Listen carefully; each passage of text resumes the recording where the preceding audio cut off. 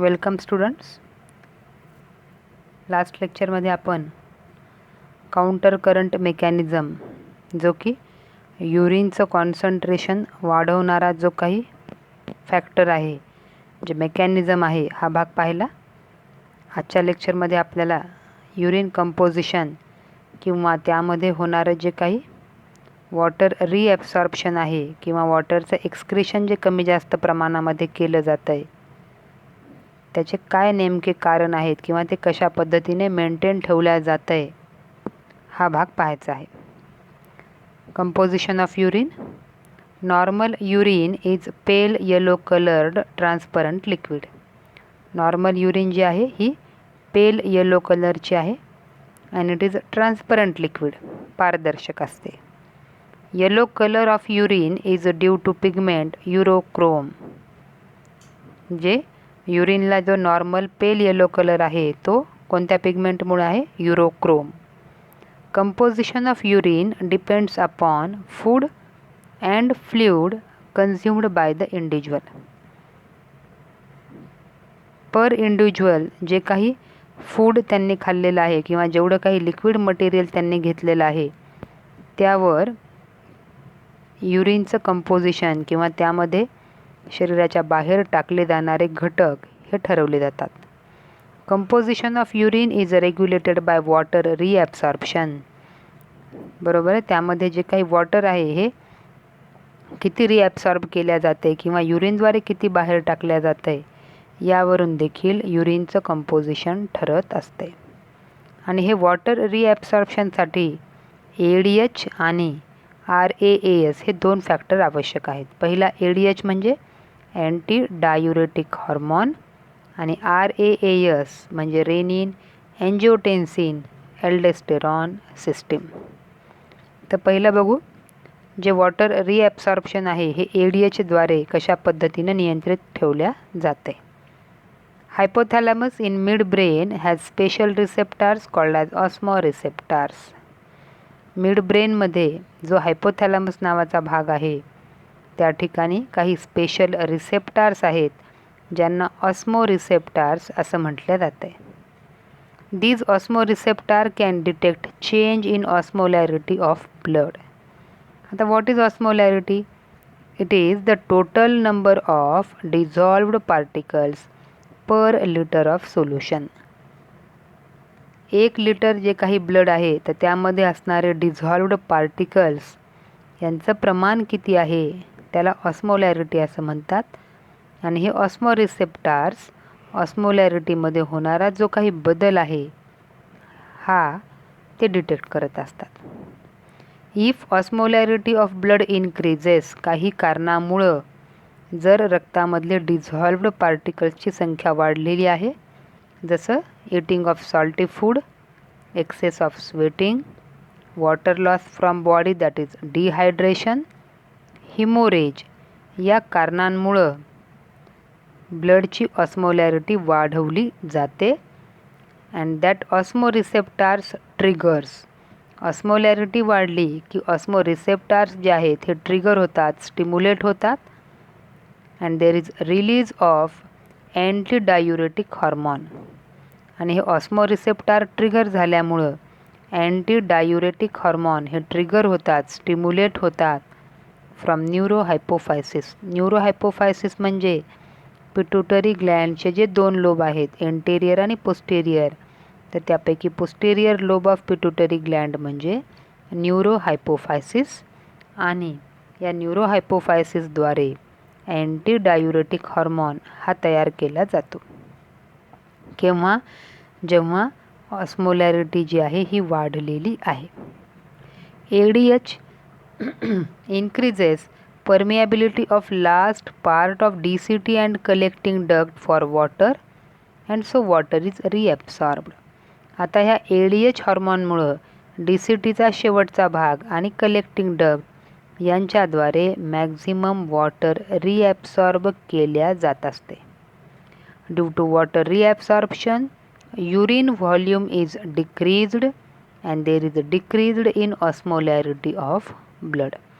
आता DCT आणि collecting duct यांच्याद्वारे मॅक्झिमम वॉटर रिॲब्सॉर्ब केल्या जाते आणि वॉटर रिॲब्सॉर्ब केलं म्हणजे ते ब्लडमध्ये साचवल्या जाते, ज्यामुळे युरिन व्हॉल्यूम हा कमी होतो. ठीक आहे, युरिन व्हॉल्यूम कमी होतो आणि सोबतच ऑस्मोलॅरिटी ऑफ ब्लड ही सुद्धा कमी होते, कारण सोल्यूट्सच्या मानाने वॉटर रिॲब्सॉर्ब केल्यामुळं ब्लडमध्ये वॉटरचं प्रमाण वाढलं, ऑस्मोलॅरिटी ब्लडची कमी होते, परंतु सोबतच युरिन व्हॉल्यूमसुद्धा कमी होते. Once osmolarity of blood comes to normal, एकदा का ऑस्मोलॅरिटी नॉर्मल झाली की activity of osmoreceptor cells decreases. Osmoreceptor cells जे ट्रिगर होतात, स्टिम्युलेट होतात, त्यांचं स्टिम्युलेशन काय होते, कमी होते किंवा नॉर्मलला येते. And that decrease leading to decrease in ADH secretion. ऑस्मोरिसेप्टारचं स्टिम्युलेशन कमी झालं की आपोआप ADH हॉर्मोन जे आहे याचंही सिक्रेशन कमी होते. And this is called as negative feedback. Negative feedback म्हणजे अगोदर त्या हॉर्मोनचं प्रमाण वाढलेलं आहे, परंतु जेव्हा शरीराला आवश्यकता नाही अशा वेळेस त्या हॉर्मोनचं प्रमाण कमी केल्या जाणारं जे मेकॅनिझम आहे that is negative feedback mechanism. ADH is important in regulating water balance through kidneys.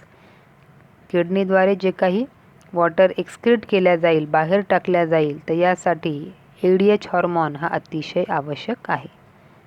Diabetes insipidus. In absence of ADH, diuresis takes place and a person tends to excrete large amount of dilute urine. आता diabetes insipidus हा एक disease आहे.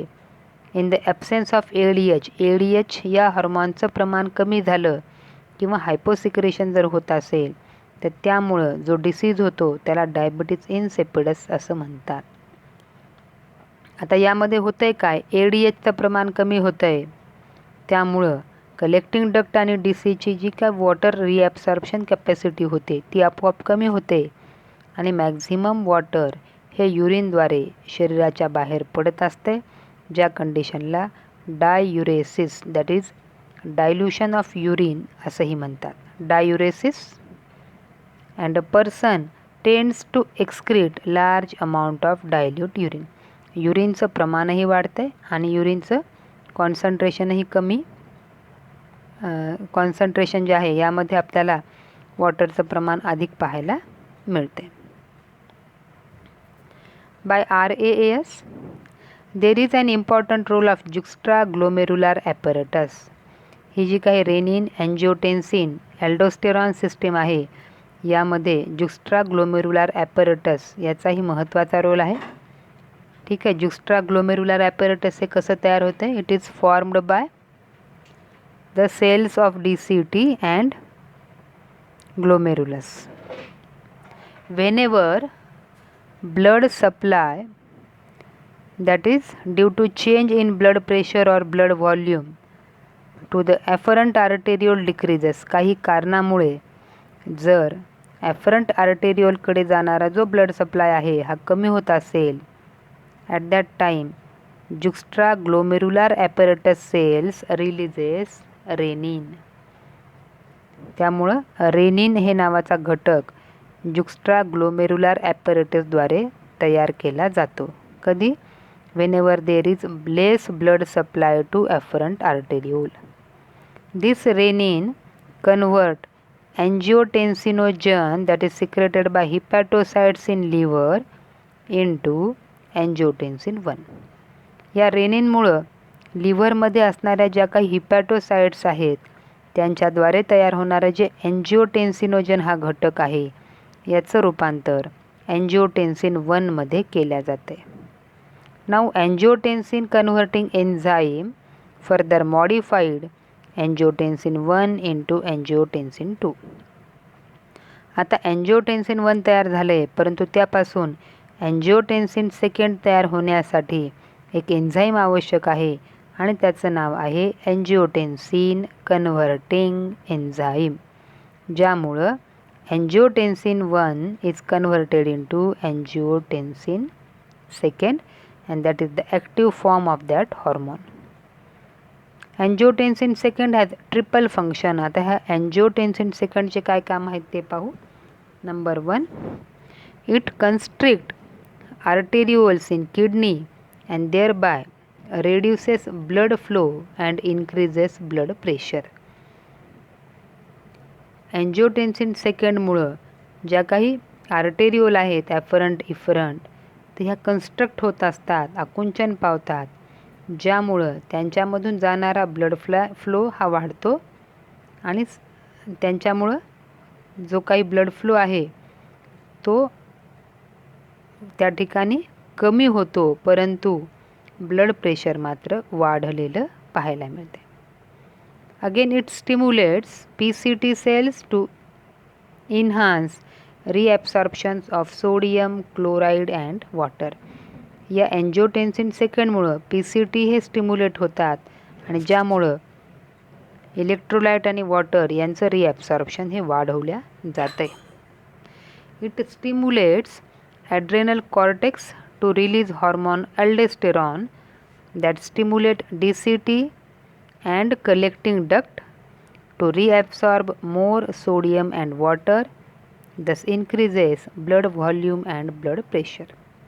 यामुळं adrenal cortex, adrenal जी Gland आहे त्याचा cortical region यांच्यापासून एक hormone तयार केला जातो अल्डोस्टेरॉन, हा तयार होत असतो. That stimulate DCT and collecting duct to reabsorb more sodium and water. ज्या अल्डोस्टेरॉनमुळं DCT आणि कलेक्टिंग डक्ट जे आहेत यांच्याद्वारे सोडियम आणि वॉटर यांचं मॅक्झिमम प्रमाणामध्ये रिॲब्सॉर्प्शन होते, शोषण होते आणि त्याचा परिणाम म्हणून ब्लड व्हॉल्यूम आणि ब्लड प्रेशर हे वाढवल्या जाते by the hormone aldosterone. Both ADH and RAAS are essential.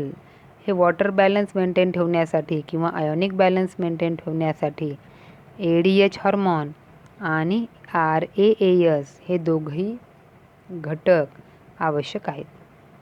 Only ADH can lower blood sodium concentration by water reabsorption in DCT and collecting duct, whereas RAAS stimulates sodium reabsorption and maintain osmolarity of body fluid.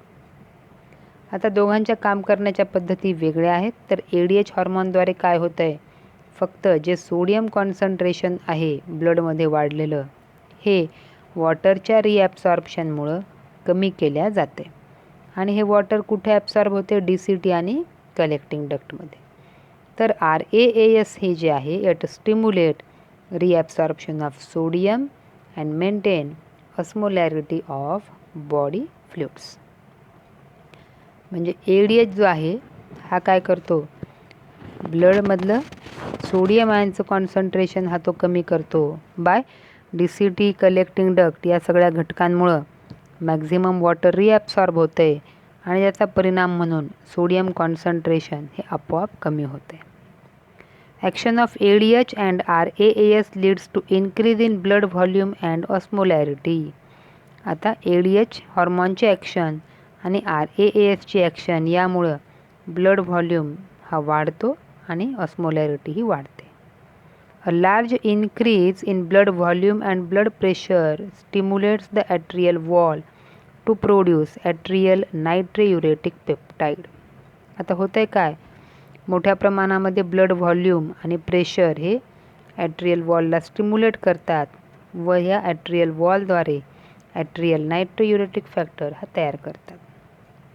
This ANP inhibits Na+ and chloride negative reabsorption from descending duct, inhibits release of renin, त्यानंतर reduces aldosterone and ADH secretion. हा जो ANP आहे यामुळं sodium आणि chloride जे ions आहेत ते reabsorb होतात कलेक्टिंग डक्टमधून and they inhibit release of renin and reduces aldosterone and ADH secretion. पुढे या ANPमुळं ॲट्रियल नायट्रोयुरेटिक पेप्टाइड जो आहे यामुळे सोडियम आणि क्लोराईड यांचं रिॲब्सॉर्प्शन हे वाढतं आहे आणि ते त्याच वेळेला रेनिन एल्डोस्टेरॉन आणि ADH यांच्या सिक्रेशनला थांबवते. This leads to a condition called as natriuresis. यापासून जी कंडिशन तयार होते तिला नायट्रोयुरेसिस असं म्हणतात, ज्यामध्ये सोडियम आयन्स जे आहेत हे वॉटरद्वारे मॅक्झिमम शरीराच्या बाहेर पडत असतात. This condition leads to natriuresis. Sodium ion बाहेर पडतात आणि सोबतच वॉटरचंही एक्सक्रेशन केलं जातं आहे, त्यामुळं कंडिशन पाहायला मिळते डाययुरेसिस. अशा पद्धतीने ADH आणि RAAS हे दोघेही मिळून वॉटरचं जे काही बॉडीमध्ये असणारं मेंटेनन्स आहे ते योग्य राखतात आणि अनावश्यक असणारं जे काही वॉटर आहे हे शरीराच्या बाहेर ते एक्सक्रीट करत असतात.